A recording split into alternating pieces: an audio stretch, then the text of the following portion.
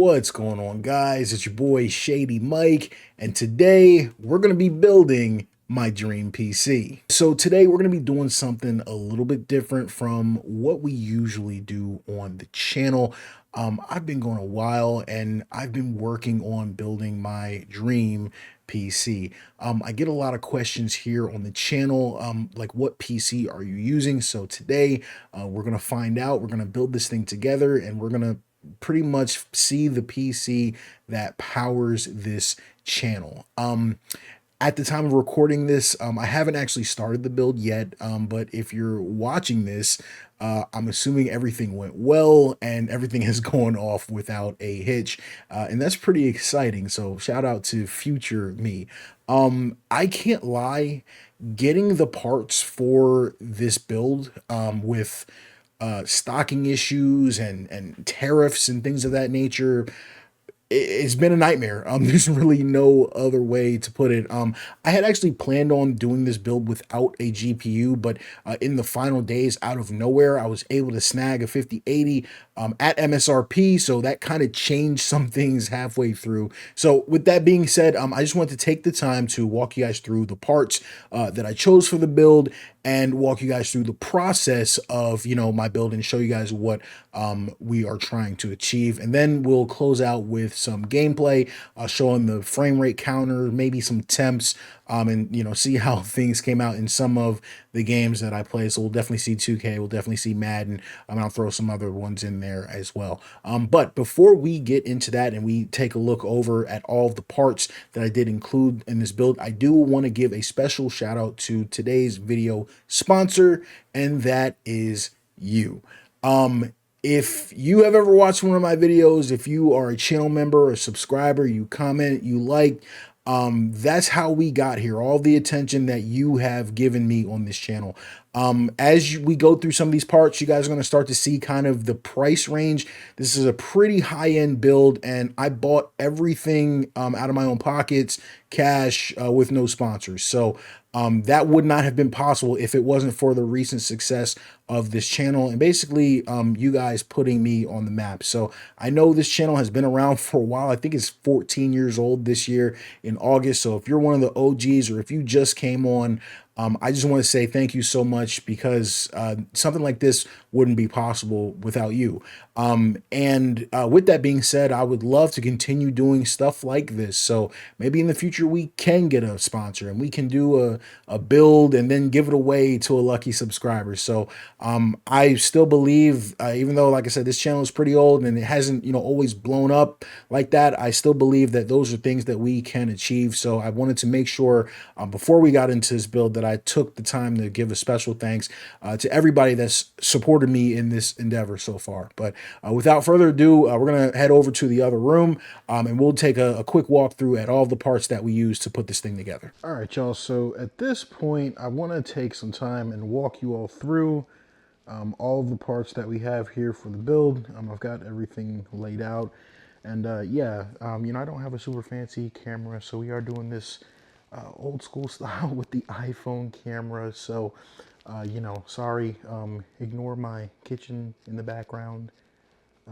But yeah, I'll just try to focus on all of the parts. So again, it was a literal nightmare trying to get all of this stuff in stock at the same time, but we finally did it. So I want to think about where I want to start. I think we should start with the case.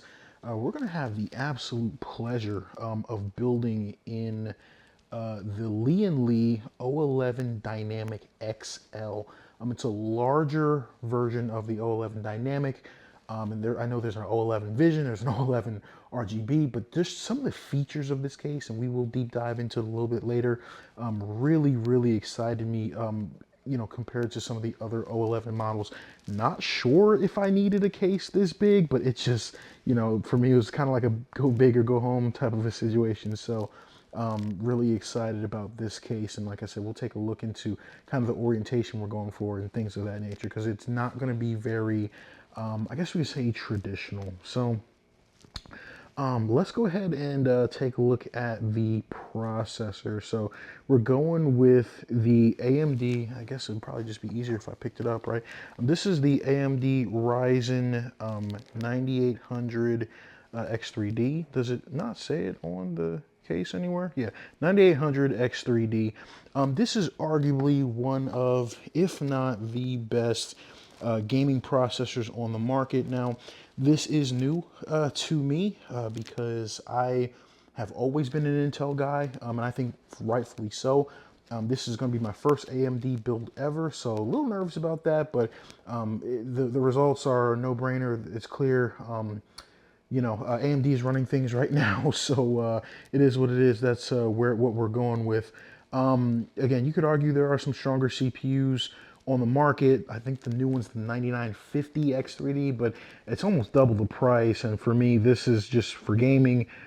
So this is definitely going to be right up my alley for what I'm going for. So let's take a look at some other stuff. I'm taking a look at the motherboard. We're going with the ASUS ROG Strix 870E gaming Wi-Fi. We'll get some more shots of that once we open it. I literally, like I said, guys, I have not opened any of this stuff. Just wanted to do a brief overview of some of this stuff. But I've always been a very big ASUS fan, but they have run into a bunch of trouble lately, and their products have not been good.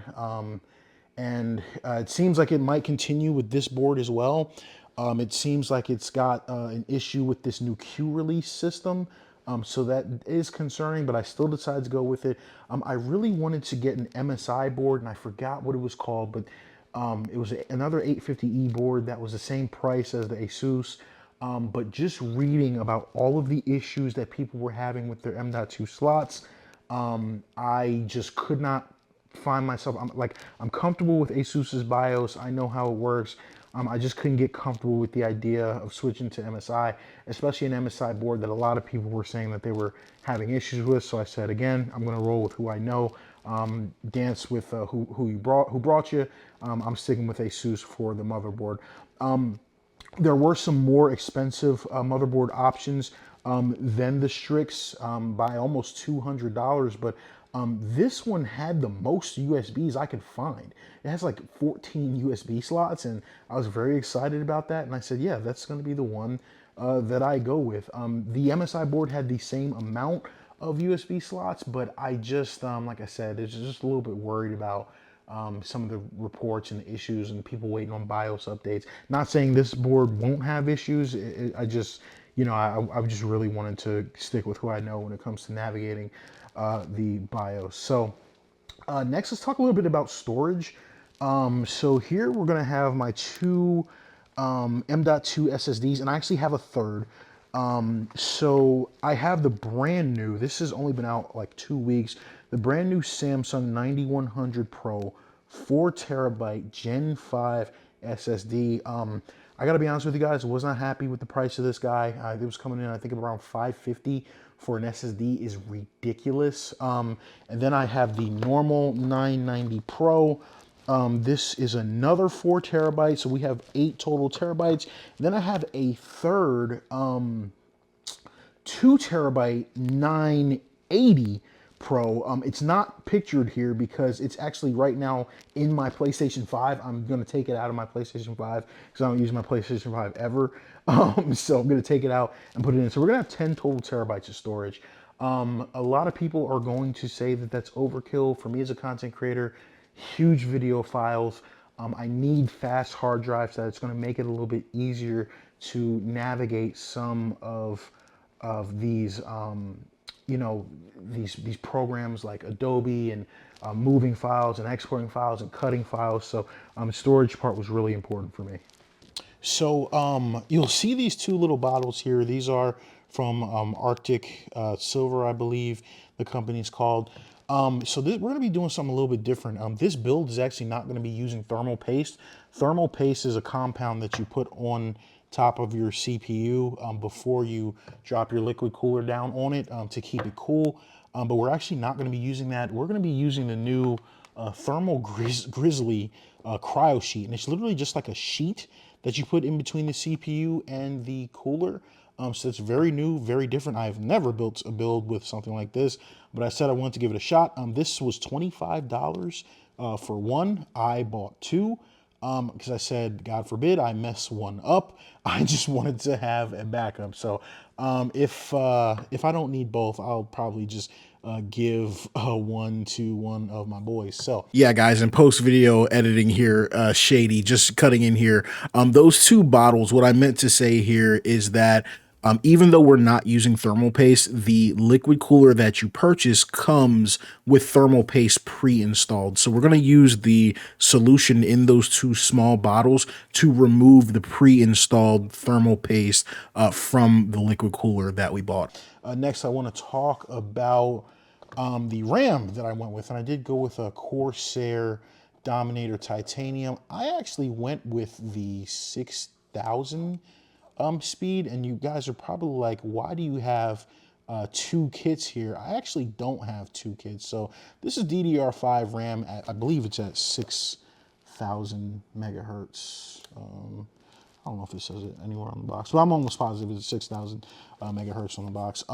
This is just what I could find that was on my motherboard compatibility list. So this is what I went with. I have heard that the AMD boards can go all the way up to like 8,000, but I honestly was a little bit confused with that process. Not gonna lie, I wasn't sure like how fast I should go. I saw the reviews on this and this seemed pretty good. But they say it's really important to only use 2 sticks of RAMs in AMD builds, allegedly. I'm not saying I know this. I'm just saying that's what I was reading. So you're probably like, all right, well, Shady, why do you have 4 sticks then? Well, I actually don't. And this is what's really cool. So I personally really like the 4 RAM stick look. I think it looks so much cleaner in the build. So Corsair is really cool because they have what's called a light enhancement kit. And so this actually is not RAM. This is not RAM. This is just RAM sticks. There's no RAM here. So it's just a literal RGB stick with no RAM. So I've got, oh, and sorry if I didn't say at the beginning, but it's 64 gigabytes of RAM in these 2 sticks. So it's 2 by 32. And then I've got these empty RAM sticks that you can put in and set to the RGB. So I just thought the idea of that was really cool. Now, only downside of that, I was pretty upset, but it is what it is. You will notice the RAM is gray. Don't love the gray. I wanted black, but it only came in gray and it had the matching lighting kit. So I'm hoping that doesn't stand out too much on the board because you're really just going to be looking at the top of it. But we'll see. As you can see, and if it does stand out, it'll just be a little bit of a contrast. Okay, so next let's move on to the power supply. And the reason I have this box like this, let me see if I can get it out of the way, is this power supply box is absolutely massive. And this is the Lian Edge 1300 watt power supply. You guys know me, I was gunning for a 5090, but I said I'm never paying that much for a GPU, so I ended with the 5080. And that's perfectly fine for me and my needs. But I just wanted to make sure with all these RGB, with all these lights, with all the extra crazy stuff that I like to do, that I have a good power supply that offers some extra USB slots for everything that we're going to be plugging in. You guys will see in the back there, that's my 3080 Ti box. I did have it sitting out here because I initially thought that's what we were going to be building with. But like I said, we were able to clutch an MSRP 5080 late in the game. So with that being said, let me put this guy back here. And let's take a look at I'm gonna move some of this stuff out of the way. Let's take a look at our liquid cooler here. So this is huge. No diddy. Okay, I don't want to crush anything. There we go. Let's sit that down. So this is the Tri-X. It's spelled T-R-Y-X. It's not Trix. Tricks are for kids. It's Tri-X. The Tri-X Panorama SE 360 RGB. Now, this is actually kind of like a lower version of the Panorama ARGB. The SE version is a little bit of a lower end version from Trix. I wanted the big boy, the best version of it. However, it's been out of stock for literally a month. I could not get it, and I said I am not waiting another day to build this computer. So this is the liquid cooler we went with. I know the temps weren't like fantastic. It definitely wasn't one of the best performing liquid coolers. I just, you know, as long as my 9800 X3D isn't melting, I think it'll do the job. And it's got a really cool kind of 3D screen on it, so I was really attracted to the design. And the cool thing about it is we are not actually keeping these default fans on this cooler. We have replacement fans, so we're going to be these are my 140s, so we're going to be actually replacing the default fans with the Lian Infinity 120s. So that will be pretty exciting. The more expensive version was about $100 more. And again, it just wasn't in stock and I didn't want to wait any longer. So I just went with this one and I think we'll be fine with it. I got a screwdriver, just an electric precision screwdriver. It looks pretty cool. I'll be using that throughout the build. I don't know. It had great reviews on Amazon, so that's what I went with. I always wanted one because every time I see someone building a PC, they have one. Even though they say you're not supposed to use these, you're supposed to kind of hand tighten stuff so that way it doesn't get too tight, strip screws, etc. But I don't know. Look cool. Good excuse to buy it. Let's take a look at this since we're looking at custom stuff now. This is a 5-inch smart screen from, I don't even know who. Touring, don't know who that is. Yeah, it came super damaged. Hope it works when we turn it on. I don't know why I bought this. I don't know where it's going. If we skip to the end of the build and it's not in the build, I couldn't figure out where to put it, but it's a really cool like LCD screen. Let me see if I can show you guys. I wasn't very happy with the packaging. Just a little screen. We can put it inside the computer, get creative with it. Wasn't super happy with the packaging. But hopefully it's not damaged. Speaking of packaging and damage, we're going to go over to our streamers. So we've got the Streamer V2 triple 8-pin and the Streamer Plus. This is our 24-pin cable, and this is our GPU cable. Now, some of my more advanced users are going to realize this does not fit the graphics card that we got. So you're like, why do you have it? Like I said, I thought initially we were going to be building with the 3080 Ti. And so I got these two that match. I will be returning these. And the new wireless versions are in the mail. They should get here within the next few days. But they look pretty much identical, so I decided to include them anyways. And by the time this is done, you guys will have seen it already anyway.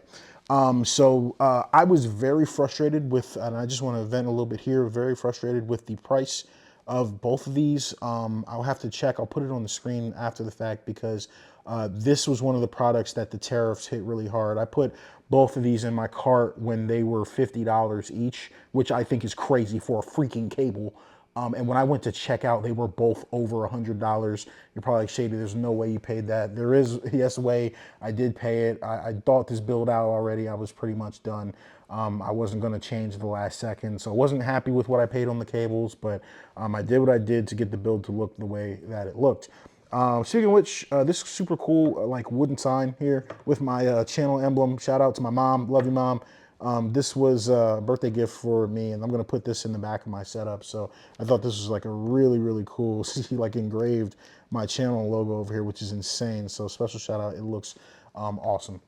All right, so let's take a look at the fans. Like I said, so I've got 2 packs of the 120. So the 120 fans come in 3 packs. So I have 6 of these. And the 140 fans are reverse blade fans, and I have 6 of these. You're like, yo, Shady, that's a lot of fans. But don't forget, we do have to also replace the fans on the our liquid cooler. What do they call it? Like an AIO cooler or something like that? I forget. But yeah, we gotta replace the fans on the liquid cooler. So the first 3-pack will go on here, and then I'll just have those 3 fans sitting wherever. The second 3-pack will go in the case because this case actually has space for dual exhaust fans on the back. So it'll be one here and one there. So it'll be dual exhaust fans.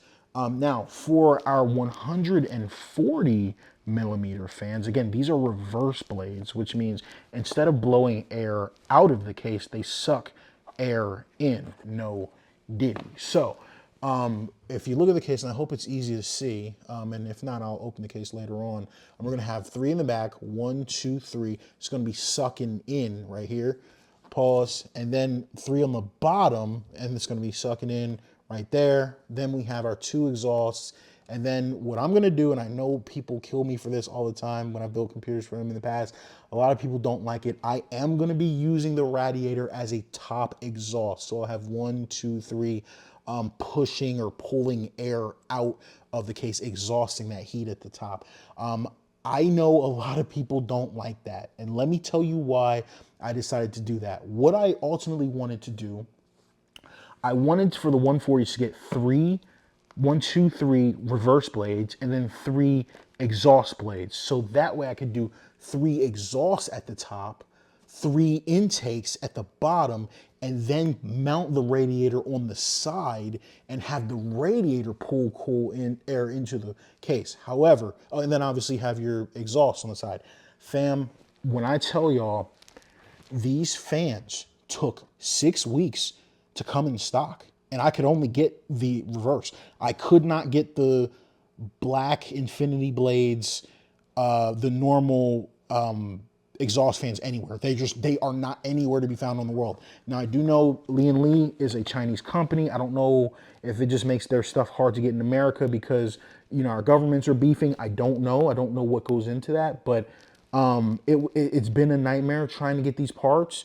I just had to go with what I had to go with.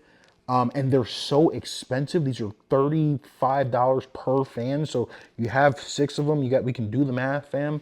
I just got what I got. And so, like I said, I would say like, oh, okay, when the other ones come in stock, I'll buy them. But no, I'm building this thing the way we're building it, and we are going to just roll with it. Okay, so is that everything? Did I go over everything that we've got? Oh my gosh. So, okay, obviously the big boy, the Asus ROG Astral, an exceptionally beautiful graphics card. This is literally unopened. I have not opened it yet.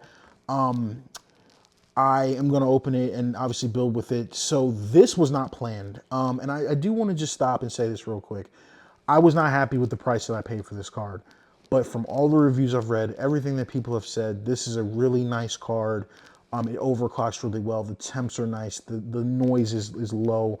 I know people were complaining about the 4th fan because it has 1, 2, 3, and then a 4th fan on the opposite side. But like I said, guys, I am an Asus fan. To be able to get their flagship 5080, like I said, we're not paying for the 5090.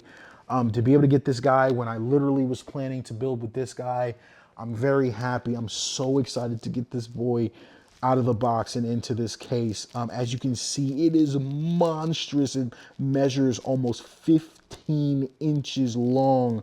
Pause. What an awesome card. So I'm very happy with the benchmarks. I'm very happy with the temps. Everything I've been reading about this card makes me more and more excited as I talk to you guys about it. So with that being said, I'm going to now clear all this stuff off the table, get this case open so we can look at the case and see exactly how we're going to build in it. All right, y'all, so taking a look at the case again, Lian 011 Dynamic XL Edition. Going to take this top panel off here. There's a thumb screw right here, and you can loosen it up. You don't have to pull it all the way off. And this is just going to slide this way. See how it slides like that? And this comes up. I'll put this to the side. And in order to take the side panel off, there will be a little screw that goes in here. This kind of holds it together. Now, once you take this out, I already took it out, obviously, but you don't have to actually put it back in. It's really just for stability when you're transporting the case. But when it's stationary, it is very solid. So you can just pretty much pull the glass back towards you. It's a little difficult to do with one hand. Sorry, it's extremely difficult to do with one hand. I wanted to just emphasize how tightly it is on there. It is not going to come off, even if you don't have that screw in there. So the reason you might be asking, so what's the benefit of not putting the screw back in? Because if you don't put the screw back in, you actually can open the side of the case without taking this top panel off. So that's what I want to do. So I'm going to take this glass and put it to the side. So one of the things that you do want to point out, if you can grab one of the corners here at the top, you'll see your top fans actually have a magnetic dust filter that's built in. So that's pretty cool. If you want to keep that there, you can. If you'd like to remove it, it's very easy to remove. I'm on the fence. I know some people don't like having dust filters over exhaust fans. They like having them over intake fans rather, but it is what it is. I'm not sure if I'm going to keep it installed or not. I'll decide that a little bit later on. But yeah, this is a dual chamber case, so we will take a look at the front, and then we'll take a look at the back and see how we're going to handle all the cable management and stuff like that. So taking a look at the inside of the case, a couple things that I want to show you again. Vertically, this is where I'm going to have three 140 millimeter intake fans, so I'm going to go ahead and put those in. And then we're going to have our rear 120s. Those will be dual. Obviously, this is going to be where our graphics card goes, and I'm going to have another set of three 140 millimeter intake fans. One thing that I do want to show is this case has a removable motherboard tray. So you can actually, this square right here, you can actually take it out of the case and kind of sit it on the side and then mount your motherboard to this little tray here, and that is something that I'm going to do. That way it makes it much easier to put it inside of the case. So I'll show you guys the removal of that. But yeah, as for the front of the case, that is pretty self-explanatory. So let's get started. Let's go ahead and get those fans in there. All right, so the 140 millimeter fans from Lian, really cool. Let me get it out of the box here. Put all the papers and screws and everything to the side.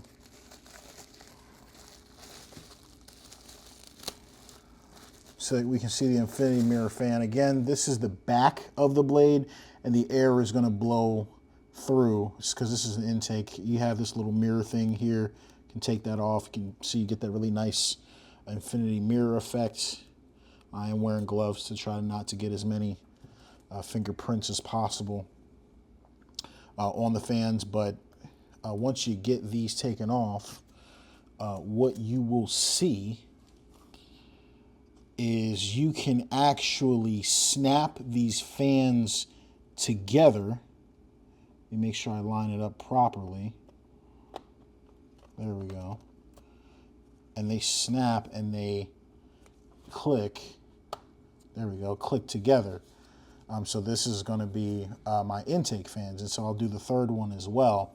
But what I want to point out here is that normally you'd have three fans, and each fan would have a connector. So then you'd have a whole bunch of different wires to have to deal with the Lian fans. And what I really like about them is they daisy chain. So now that I've linked this together, and I'm going to link the third one together as well, I can then take the one connector and hook it to the outside fan, and that is going to be where the only thing that I have to plug in, and it's going to power all three of the fans. So that's a really, really cool component of these fans.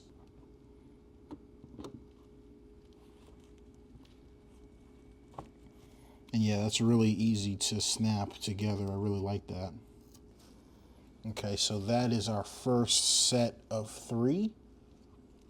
All right, so we've got our sets, our two sets of three set up, and we're going to drop them in the case. And so this is actually really easy with the case, and I'll show you guys this in a second.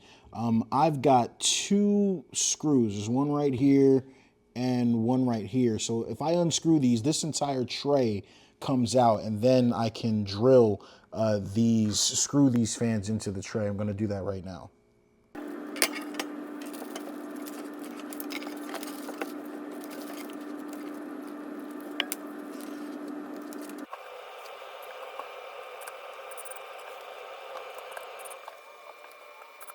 All right, so now with the fans done and attached to the tray, make sure to really tighten them so that they don't wiggle, so that when the fans are spinning at their full RPMs, we're not getting any wiggling and any kind of rumbling or buzzing or vibrating. So what I'm going to do is I'm going to kind of take this cable and just kind of lay it on top. That way I can get it in there properly and just angle it to get this back into this case the way it's supposed to be. And then we want to slide this so that it lines up with the screw holes. I'm gonna get the screw that I took out, get it back on my screwdriver, and secure this back down, this tray that holds the fans.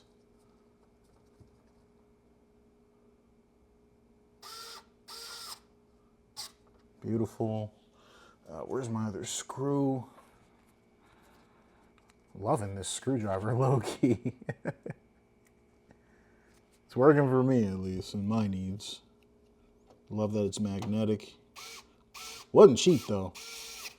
I didn't love the price when I bought it. But okay, so these are in, and it is really stable. I might be shaking the camera, but this does not move. So at this point, the way that this works is this wire is going to be able to go right down through the back, so you won't even be able to see this wire. I'm going to leave it out for now, but we're going to push it through. Next, let me adjust the camera a bit so we can see it. Next, I'm going to flip the case around, and then we can get this bracket right here so that we can put our other set of fans vertically now. All right, so with this bottom row of fans installed, as I said earlier, this motherboard tray does come out, and I thought, I'm looking at it and I'm like, it might be a good idea to take that motherboard out, this tray out before I start building in it. So I'm gonna unhook this motherboard tray. So it looks like there's this screw here. Okay, yeah, so it was 4 screws, and as you can see, you can literally push this entire tray. It's actually extremely difficult to do with one hand, but yeah, entire motherboard tray out. So we're gonna set this to the side. This is gonna give me a lot of nice room in here to build, and then some room on the side to get our motherboard set up. All right, so I noticed in order to place the, I guess you can call those rear fans, I do need to take something off of the back. So I'm gonna open the back panel, and to my understanding, this is toolless. So I think you just pull. There's just a slot at the top. Hopefully, yeah, you just pull it. Feels a little bit weird. Feels like I'm breaking something, but it's toolless. You just pull it, but it's not super easy to get off. I can't lie. You really got to kind of put some force on it. I don't really like things that feel that way, but if I did have to say one negative thing I don't like about this case is in order to get into the back, there's just like kind of a notch right here that you just put your finger in and kind of pull, and you can kind of hear those kind of clips. It is toolless, so it's not like you're actually, you know, it's just a kind of a, I guess I would say a weird feeling. Like it's not easy to take off at all. It's actually very difficult, and it feels like you're breaking something. Coming from NZXT, like I can see, like I'm trying to get this off, there we go, but something is still attached, yeah. So coming from NZXT, there was like a button that you would press, but for this one, it's just toolless. So you just kind of just got to yank it. It feels a little bit weird, but it looks like everything's fine. It looks like I was able to do it without breaking anything, but doesn't make it feel any less weird. You can see it's got the built-in dust filters, magnetic on the back panel, so I really like that. So I'm going to put this panel to the side because we do have to access this here. All right, so looking at this back of the case here, it's got like this magnetic door that kind of swings open. I really like the fact that it's a magnet. And this is where we're going to be doing all of our cable management, running everything through to the front. We've got some SATA and, you know, all of our built-in cables here. But to the left, this is this motherboard. I'm sorry, it's not a motherboard, but it's a the fan. I guess you just call it like a fan tray. I'm gonna look and see how to remove it because this is what I'm actually gonna be drilling these input fans into, but it's kind of locked in here with some type of mechanism. So I'll figure that out and then get this removed, and then I can put the next set of fans in there. But as for the rest of the back of the case, I love how spacious it is. I'm going to remove kind of this, obviously, paper and stuff. It does have some drive bays. Obviously, I went with a full SSD build, so these are removable. So I'm going to remove both the top and the bottom drive bay because I won't be using any, you know, 2.5 inch or 3.5 inch drives. And so that way we'll have a ton of extra space for cable management. So I'm gonna uninstall both of these swinging bays, and then we're gonna figure out how to get this tray uninstalled so we can put our fans in and move to the next step. All right, guys, so what I decided with this, I'm actually not gonna worry about how to remove this entire tray. I think I should just be able to drill it with it kind of in here. We will find out very shortly if that's actually a viable solution, but I'm gonna try, and it looks, yeah, absolutely. It looks like I can absolutely do it that way. So I'm gonna just kind of hold this in here. It's a little finicky. I'm trying to hold this and drill it, but I'll just kind of put some screws in there to start, to get it started and get it held up, and then we'll worry about tightening it a little bit later.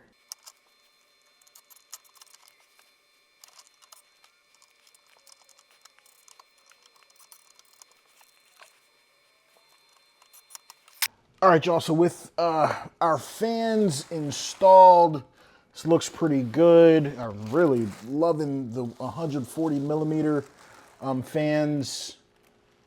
So we are going to now work on the motherboard, get our CPU slotted in. Then we're gonna have to work on this liquid cooler that we're gonna be top mounting. So that'll be very interesting to see how that works. I'm not 100% sure how we're gonna be doing that just yet, but we will get to it.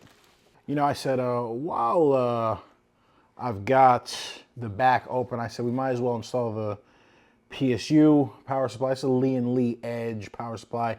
This thing is absolutely gorgeous. I can't lie. This is a 1300 watt platinum. And again, I planned on getting a 5090, so that's why I got this bad boy, but we ended up with the 5080, but this thing is still an absolute champ. I don't know if you guys can see that pattern over the fan, but oh my goodness, this thing is awesome. Let's get that taken care of.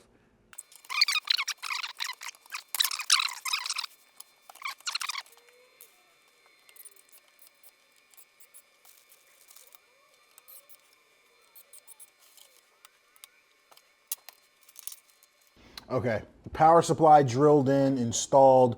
This thing is just beautiful. Lot of space for cable management. And then once you get it done, you can close this door. Man, that's extremely clean. Really like this. Really like this a lot.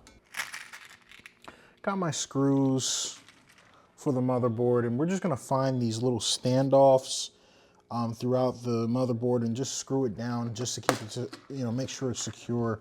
Obviously, once we put the case upright, whenever using any type of power drill, be extremely light with it, with the motherboard. You don't want to drill it too hard and crack it, so try to be very light, especially around pins and stuff like that. So just, be very careful with it. I usually only, give it a few turns just to make sure it's stable. One thing I really like about the 011 Dymamic XL is it gives you this little screw organizer for all the different screws that you need. You can organize them yourself. So then, put them into different slots. So I really like that. This actually comes in handy for this build because I've got so many different components with different parts. There it is. Okay, so screws are in. Let's grab our processor. Honestly, always the most nerve-wracking part for any build for me. 9800 X3D, so very expensive processor. Don't want to mess anything up when you go to do what you got to do. This thing is just beautiful. So just want to grab this little latch, put some tension.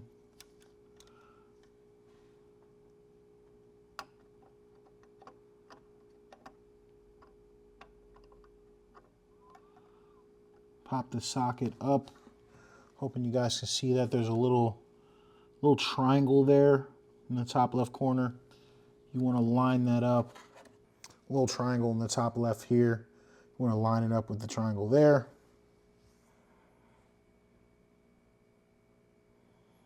It's actually slightly difficult to do with the camera in my way, so I'll have to come at it with a different angle.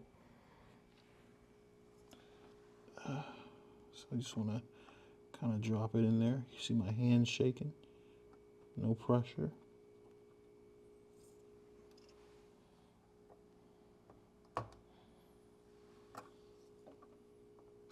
Okay. Looks like it's seated pretty good.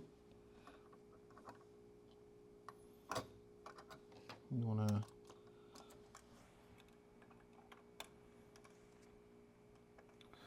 then just kind of get this tension.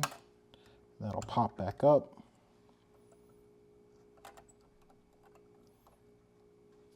And your CPU is mounted. Beautiful process. So got my M.2 SSDs and my RAM, my actual RAM, then my fake RAM here. So, Dominator. Yeah, like I said earlier, a little upset that this only came in gray, but it literally is what it is at this point. So hard to get stuff in stock. I just got what I could, got what was in stock, got what I could afford, all of that stuff. So your RAM sticks, you want to make sure you put your RAM in slots 2 and slots 4.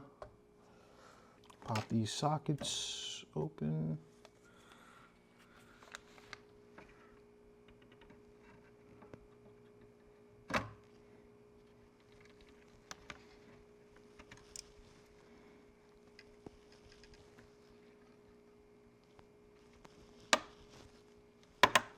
There you go. I want to hear a little snap. All right, cool. Now our fake RAM stick, it's actually surprisingly lighter. It's like a much lighter. I don't know if I would say surprising, but you know, it's much lighter. So those will go in slots 1 and 4. That's actually a little bit difficult to angle with the other ones in there, but we'll figure it out. Got that. I think earlier I said they go in slots 1 and 4. I meant they go, the fake RAM goes in slots 1 and 3. Your real RAM goes in 1 and 4. Pop this latch open. Extremely hard to angle this once the other ones are in. You'd think it'd be easier, but it's not.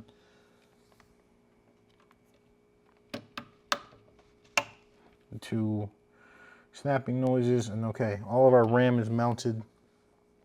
What I really like is the top of these are RGB, so that'll look really nice. Okay, next we're gonna mount our Gen 5 SSD, M.2 SSD. This is 4 terabyte.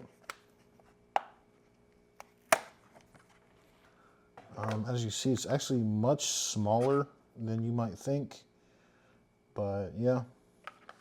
So we've got a toolless M.2 drive here. Just pop that up.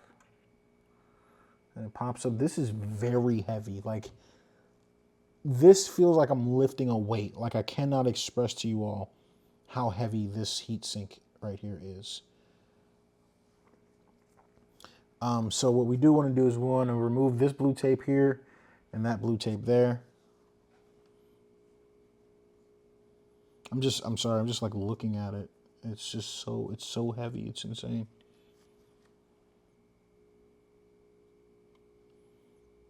Okay, beautiful, got that. All right, I want to try and get a little bit of a better angle of this M.2 installation now with the tape off. So in this situation, it is going to go in upside down. It's not really upside down, but it would seem like it. And I don't know if you can see that, but there's just like a little lip, and you want to kind of get it in that lip. You do have to push a little bit. Once it's in there, push a little bit more.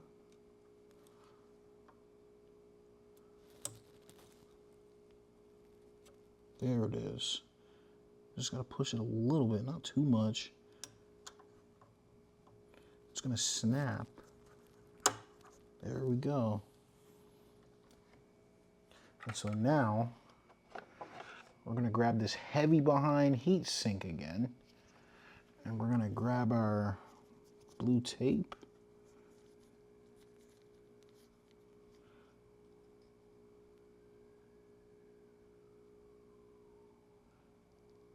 I messed it up a little bit on that corner. No biggie. Happens to the best of us, because it happened to me. And going to just kind of angle that back. And that's our first M.2 installed. Now, the second one, so this board has 5, let me make sure this is visible. This board has 5 M.2 slots. So there's 1, 2, 3, 4, and 5. I think it's technically 1, 2, 3, but whatever. No, I think it is 1, 2, 3, sorry. Moral of the story, with the 5 slots, you only want to use slots 1, 4, and 5 because slots 2 and 3 share lanes with your GPU. So if you put any M.2s in these 2 slots, your GPU is going to be running at 8x PCIe as opposed to 16x, which is what we want it running in. So you can still have 3 M.2s, but you want to make sure you're using 1, 2, 3. So yeah, that's what I'm going to be doing. So for this bottom heatsink, this one is not toolless. Put that up, and then, all right, so lift this up.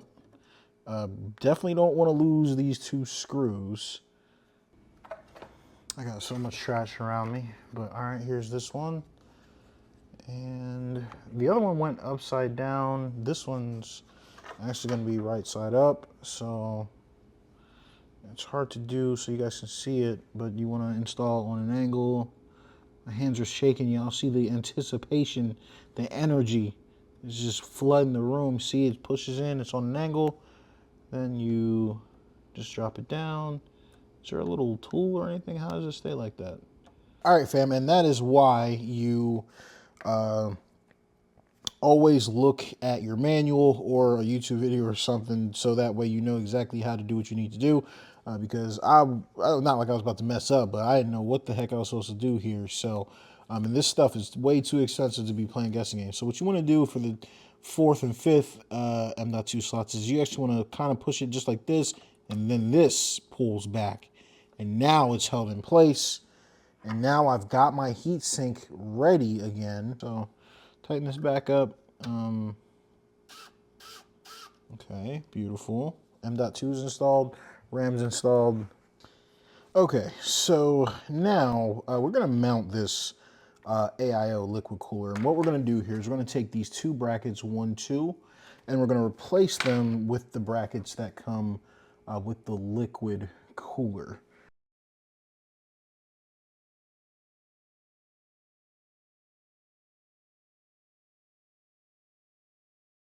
All right, so at this point, I think I'm done with the motherboard outside of the case.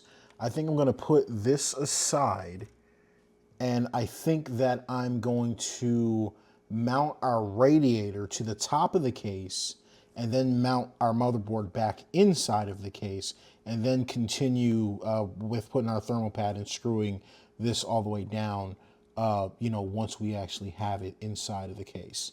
All right, so I can't lie, this is actually a little bit of a difficult angle to get.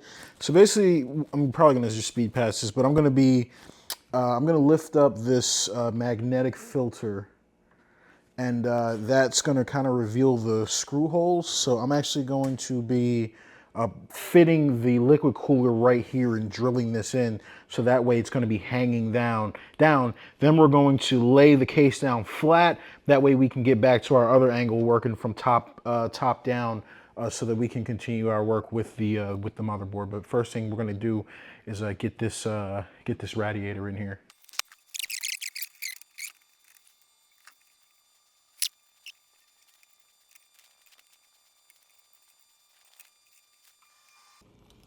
Okay, and so yeah, so now we can lay this flat, and we can install our motherboard again to the case, that entire motherboard tray. All right, so what we're going to do now is we're going to secure our CPU cooler to the CPU, and I've got my, I don't know if you can see that, our thermal pad. Never used one of these before, but we're using this instead of a thermal paste. So I have no idea how to actually get this out of here. But what I do know is you're not supposed to touch it. So it's kind of stuck in between. Oh, okay. Oh, okay. It's kind of stuck between the two sheets, but yeah, so apparently this is extremely fragile and you can kind of rip it. This is a little sus, not gonna lie.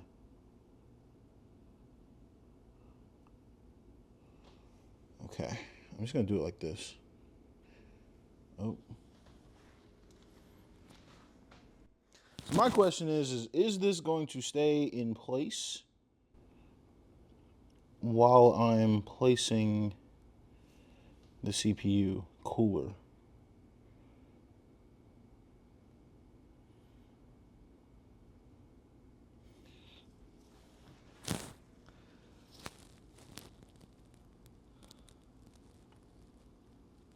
Okay, so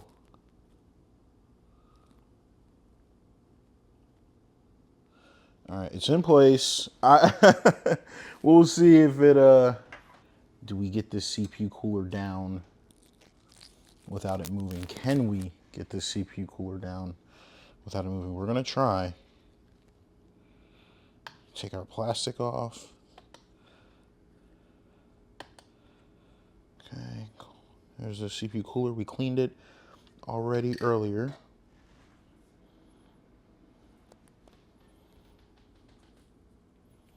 Okay, we're just gonna drop this bad boy.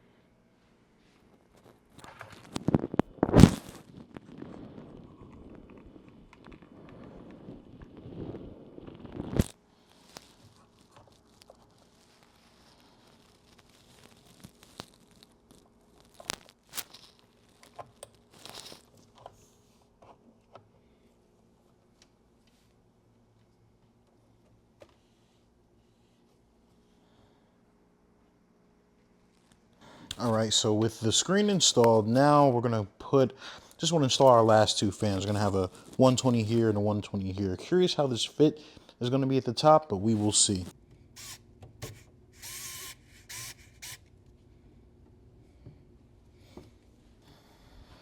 All right, so got everything installed, fans, cooler, RAM, SSDs, all that cool stuff. So now what I'm gonna start to do is I'm gonna start to get some of these wires.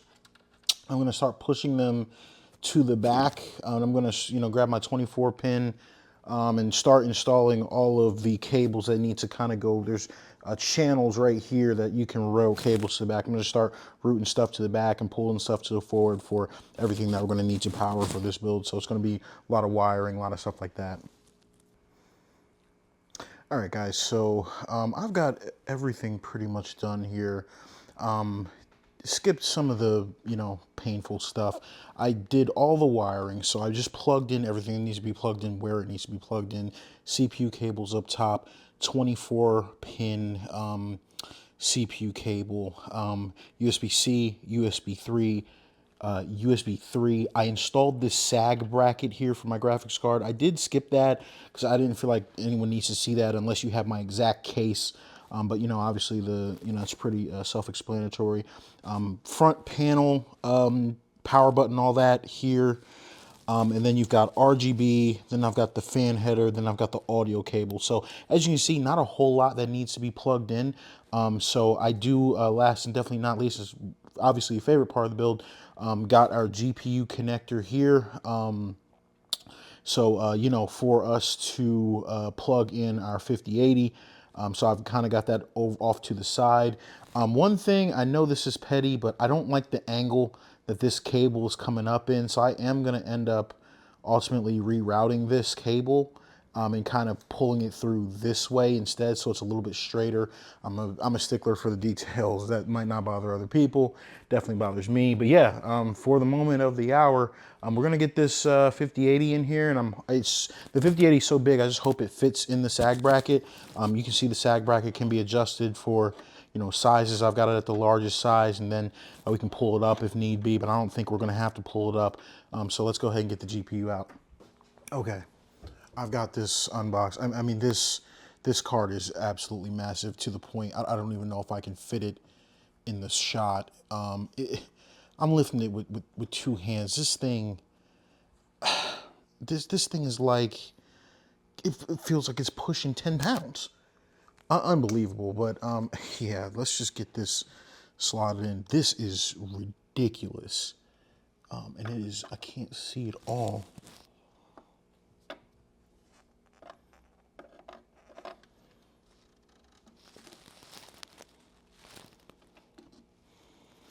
And I'm a little nervous. It doesn't look like it's going to fit in the sag bracket, fam.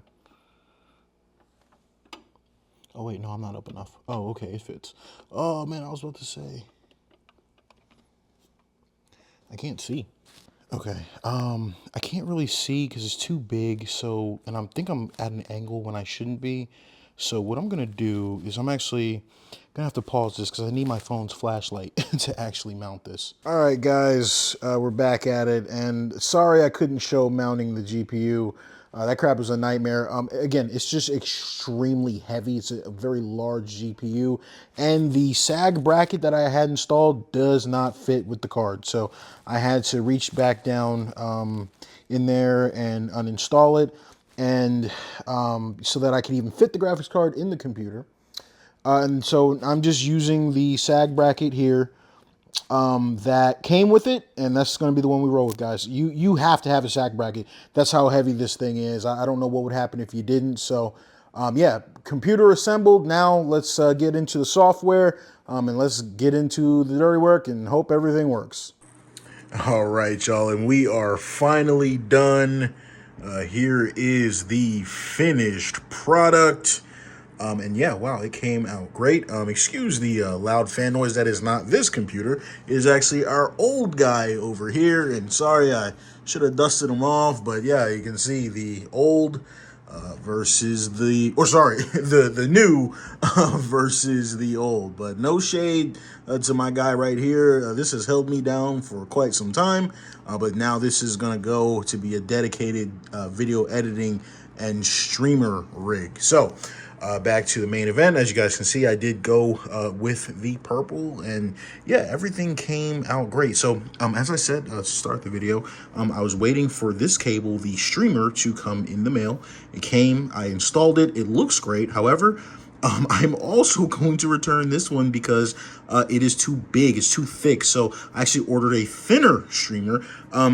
If you can't see, I had to install it kind of at an angle because I couldn't fit it through the line that goes directly straight back. And what that did is it caused the cable to come a little bit lower, and I'm just not comfortable with how close it is to this fan right here. I just don't like that. It's almost resting on it. I'm really worried about it kind of hitting it, so I'm not going to keep it like that, but just for demonstration's sake. I know someone's gonna say something about the idle temps being like 50. That's actually not an idle temp. I do have 2K running in the background, so that's, you know, all that is. As you can see, really cool L-shaped LCD screen. You know, looks really cool. You know, obviously went with the Satoru Gojo theme. And as you guys can see, I did ultimately decide to install that 7-inch LCD screen I had. The reason I decided to install it, remember I said I wasn't sure where it would go, but it's actually was very easy to install. It's literally just got, you know, like one cable, and all you do to install is you take one of the screws. It comes like with an L-shaped bracket, and you just take one screw out of your top fans, and yeah, it screws right in, and it just hangs there. So you can see in the rear, we've got our two exhaust fans. The bottom, we've got our three 140 millimeter intake fans, and these are 120 millimeter exhaust rears. And then on kind of the back or the side, whatever you want to call it, we've got our three 140 millimeter intakes, and then towards the top, we've got three more 120 millimeter exhaust. I think I said the back ones were 120. These back three are 140. So here is the 24 pin wireless streamer. This is the GPU wireless streamer that's got to go. You can see our RAM. Remember, this is only 2 RAM sticks, but it also has the lighting enhancement kit. So that is cool. You can see there's some RGB coming off of the motherboard. And yeah, I think it came out really good. It's got a beautiful aesthetic. We can see the RTX 5080's got a really awesome light strip there with the purple RGB. Loving that. And then I installed the included SAG bracket or SAG, helper that came with the 5080. So all in all, extremely gorgeous, clean look. See if I can get the brightness up a little bit. When you bring the brightness up, it looks blue, but yeah, everything's purple. So it looks great. It's been running great. So yeah, I'm pretty happy with it and what we got. And so yeah, at this point, let's go ahead and get into some benchmarks. Oh, fam, and we cannot forget about this. The peel.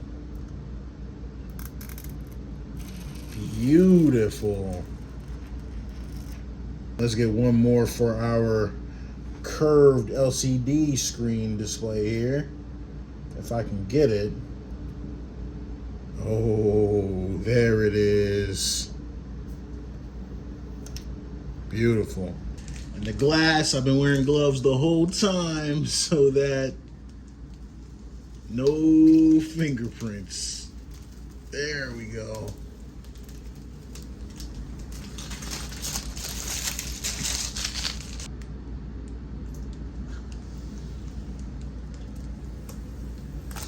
Love it. Oh my gosh, wow, that looks so clear. It looks like there isn't even glass.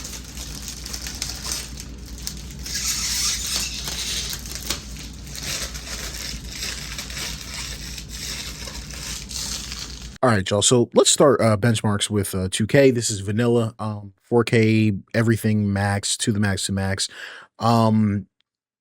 Extremely high VRAM usage, which was expected, but I thought it was kind of high, like pushing 14 is a little insane, but 5080 has 16, so it should be fine, but there were some weird stutters here and there, and I also did have a crash. So my temps were very good. Usage seemed normal and pretty well distributed.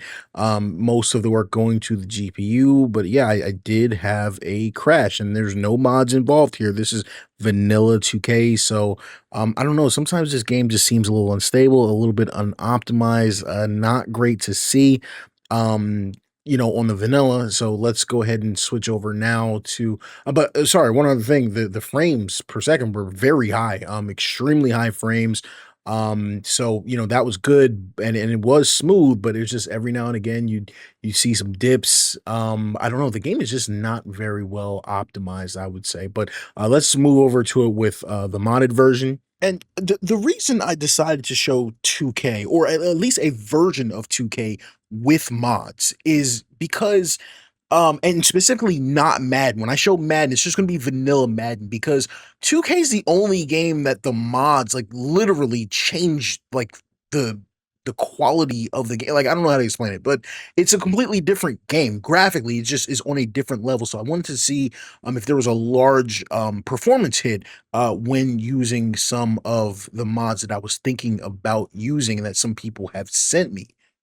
When it comes to Madden, I don't actually have any mods that impact the performance. So I didn't really feel like there was a need to show that, because that's what, modded Madden is going to be what we play going forward. But for 2K, I just want to make sure we were able to see the difference. So sorry that was long-winded, but now let's move over to modded 2K. All right, so we're going to move on over to modded NBA 2K25, and I must say this is where I am the most surprised. I'm shocked. The game is running like 10 times smoother with the mods, the reshade and the graphics and the quartz and the lighting installed than it was the default. The choppiness is gone and it's extremely smooth. Now, that may be because I did a driver update, or it wasn't even an update. I actually rolled back my drivers because there were rumors that one of the newer NVIDIA drivers was causing issues with the 50 series GPU. So I rolled back my driver. So maybe that had something to do with it. If it did, that might skew some of the results of this benchmarking because right now 2K is playing amazing. There are some dips in cutscenes, but it rarely, if ever, went under 60 FPS. This is in 4K with the max settings plus the mod. So yeah, that is playing extremely well. I am just absolutely shocked by how smooth this is. And when I say max settings, I do mean max settings, max ray tracing. We're using DLAA. We're not even using DLSS. So if we needed more headroom, we could switch over to DLSS to get even higher frames if we wanted. But I'm very happy with the way the game looks modded with DLAA and just the overall crispiness of the game. And considering this is one of the games that I play the most on the channel, I think this is going to be really good for us all going forward. Doncic outside, pass to Reeves. Tries again. Gobert with the block. There is a reason his nickname is the Stifled Tower. Send it back, Rudy. And finished off by Edwards. Oh, he's putting on a show for these fans. I can't believe he pulled that one out in the course of an actual game. Minnesota's gone 4 of 8 on their three-point attempts, doing a lot of work from way outside here in the first quarter. Rando kicks to Gobert. It's deflected. 6 on the shot clock.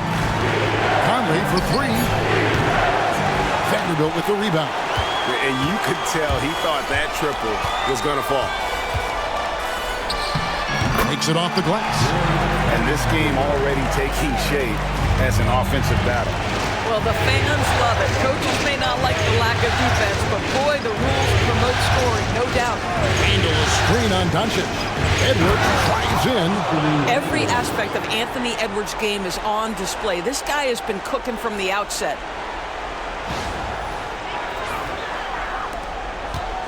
Here are the Lakers with the ball. They trail by 1. To the right side. James, a screen on Conley. Inside. And LeBron throws it down. LeBron James, one of the great showmen to ever lace them up. How about that finish, folks? 1:51 left to play in the first quarter. Up again. Great positioning on the putback. Yeah, they got that one, but early on, it's really been a struggle for them to secure that defensive backboard. There's 1:40 left here in the opening quarter. Pass to Vincent. Back to Doncic.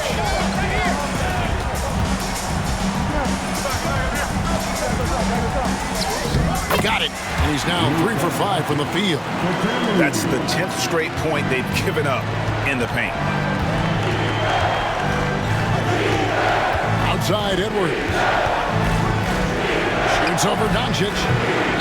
Offensive rebound. Out to Edwards. The 3. No basket. That's his 5th miss in 11 attempts from the floor. Pass to Doncic.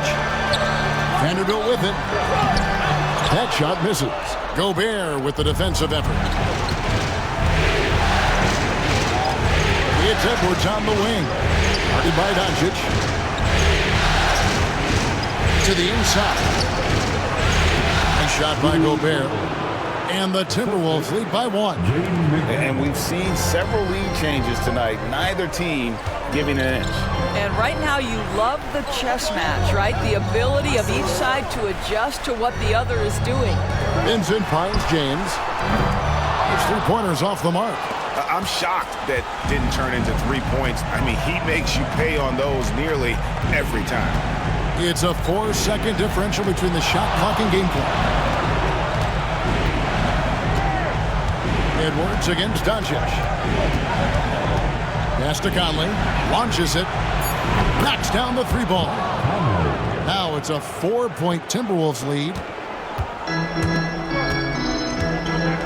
Now here's Doncic. And a misplay. Offense, the order of the day as the first quarter comes to a close. Timberwolves ahead, leading by 4. 2K Sports, back in a moment here in Los Angeles.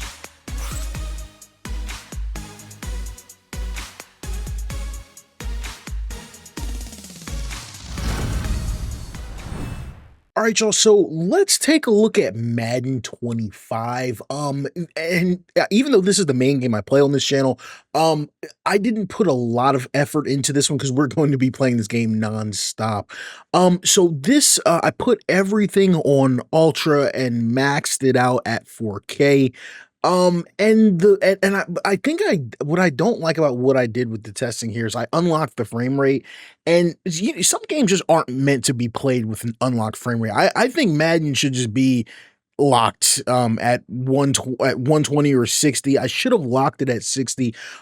At 4K, everything maxed out. I was getting pretty high frames consistently, but there were also consistent dips, and some of them came in gameplay. And when I'm actually in the field of play and I'm getting dips, that's when I make changes. So this is one game, even with the hardware, the new hardware, I don't think we're going to be playing this with it completely maxed out. I'll pause here, and I want to put the play in that stuttered, and it like almost caused me to throw an interception. And let me put that in here. Aubrey is out to get this one started, and off we go from Lincoln Financial Field. Oh, a good return up past the 30. A guy of his caliber with runs like this early, because they'll pay dividends as the game progresses. Looking to throw on second down. Hurts. Got a man. It's Brown. And AJ going to pick up an Eagles first down. So like, as you can see, that was, kind of crazy, and I don't like stuff like that. So I probably still, with Madden, especially once we get mods and reshades and everything involved, I probably still won't have Madden completely maxed out, but we'll see what we can do with it. Hurts. They'll get this one complete. That's A.J. Brown. And he's brought down. Off the play fake. Here's Hurts. Rolling to his left. Oh, what a read on the outside as it's intercepted. Picked off by Trayvon Diggs. And the Cowboys are going to get the football here as they force the INT on the game's opening drive.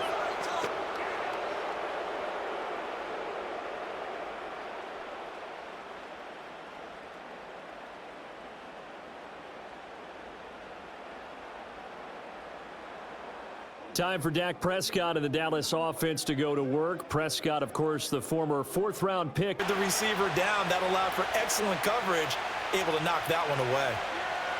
To throw is Prescott. Nowhere to go here. He lost the football. And it's picked up by the Eagles. And they'll have it just 5 yards away from pay dirt here, first and goal. So a rocky start on both sides offensively. Turnovers exchanged. I saw what you did there. What'd I do? Rocky. Two Rockies. I saw that. I got it. And, and right now, they're carrying it around like they are wearing boxing gloves. If we're going to have that kind of a reference, they've got to get it together and start playing a little bit better ball. Post video editing, Shady here. The only other thing I wanted to add about Madden was, for some reason, the overlay that I was using was not compatible with Madden. For some reason, it was crashing the game. So that's why I used the reshade frame rate counter in the top right corner. But however, there is no reshade active here. This is vanilla Madden at max settings. All right, moving over to Call of Duty. This game plays very, very well with the new processor. Warzone is a extremely CPU heavy, CPU intensive game. So for the most part, this game is in 4K with pretty much everything max at the extreme preset. So that means 4K, no DLSS, and no frame gen. And throughout this match, I was pretty much over 100 FPS at all times. Temps looked good. Very happy with the stability. The frames jumped around a little bit, so I might consider either A, locking that in the future, or B, putting DLSS or frame gen on. Say if I want to maybe lock to 144. That's how stable this was. So, you know, really, you know, the Call of Duty is definitely one of the, I can't believe I'm saying this, but you know, with modern hardware, one of the better and smoother experiences that I've had so far with the new setup. Calling in score streak. Enemy in the area. Moving here. Movement. Disregard. Pushing here. Taking effective fire.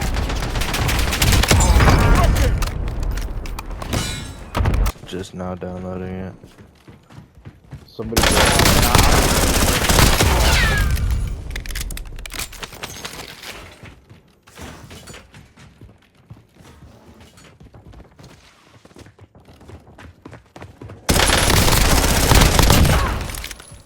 We got another good Shady, Mike.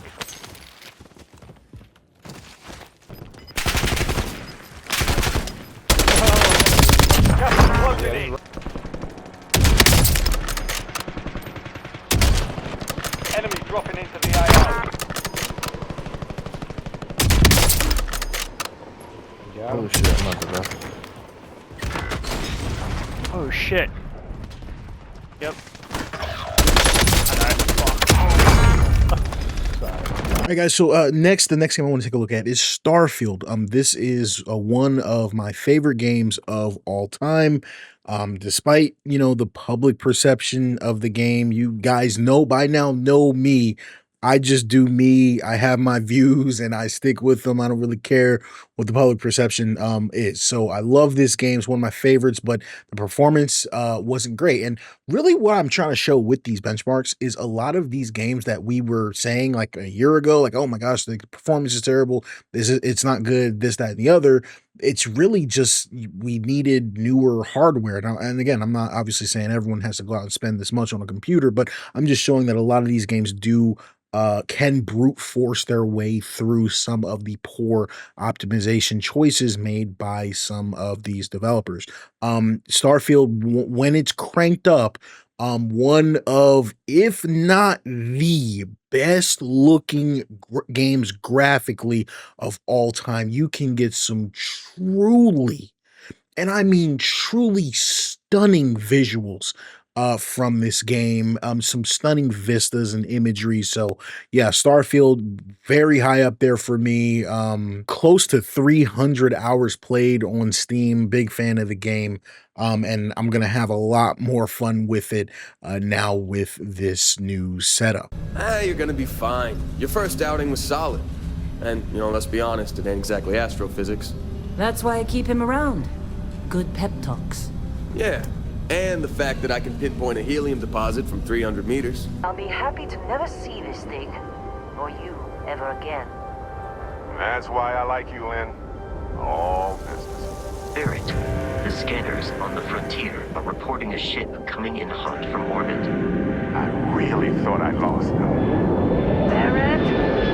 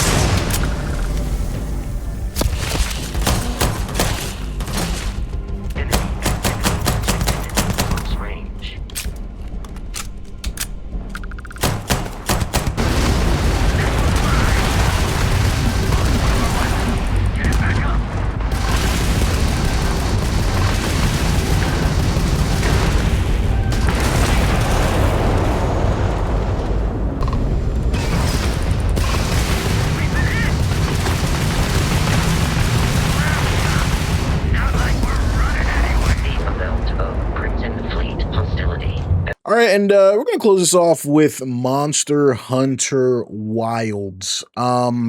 Extremely demanding game, but one that I do play and one that I plan on playing a lot going forward. But I gotta be honest, this is in the conversation for one of the worst launches of a game, one of the most poorly optimized games I've ever really played before at any point.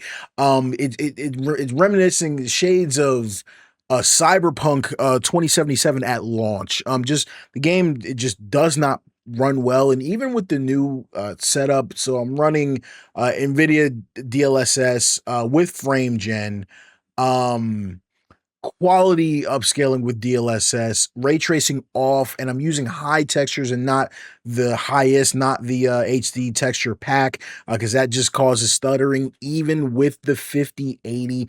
This is another one that I was having issues getting the frame time, or not the frame time, but the GPU full overlay working. But when I did have it working, it wouldn't work while I was recording, but the game was pushing 15 gigs of VRAM. So for this to be a 16 gig card and for this game to look so poor and be pushing VRAM like that, just poorly optimized, bad job by Capcom. But you know, the only thing you can do is just brute force your way through it if you've got a strong enough setup here. And it looks like I do. I was able to, for the most part, stay above 60 FPS. Again, this is all ultra. We can go in and change some stuff and try to get it running smoother. But man, it's just insane the way that this game was optimized. But nonetheless, the reason so many people are playing it, because it is a movie, and the combat is unlike any other. That's Monster Hunter for you, man. It's got a huge fan base, and rightfully so, because you're just not going to be able to get this type of quality hunting and skill set, challenging gameplay that you get from a game like this. That's what makes it incredible. So for me, that's what it comes down to. If you got the hardware to run it, run it. If you don't, well, that's another story.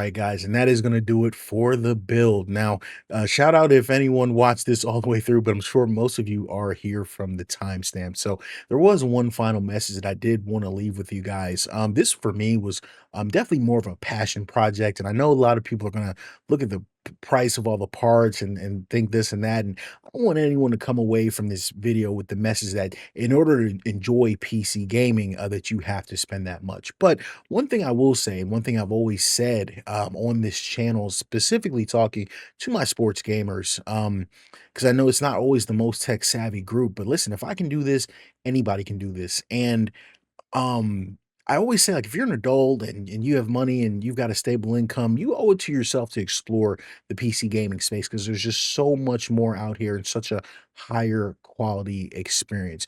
And obviously for sure for a much lower price available than for what I did on this build. But that I really wanted to kind of drive that point home because here on this channel, I've gotten so many nice messages from people talking about how the content that we make have inspired them to either mod their game or the confidence to buy or build a PC. So I just wanted to walk through this process with you guys. I'm going this journey with you and have the whole thing laid out. And I don't know, it's kind of like a record, maybe a record for me to look back and hopefully a record for someone else to kind of continue that theme of this channel, instilling confidence in sports gamers to eventually, if they'd like to, become PC gamers. But with that being said, guys, again, I just got to say thank you so much for all the support on the channel. It's your boy Shady Mike. I'm signing out. Peace. Threes.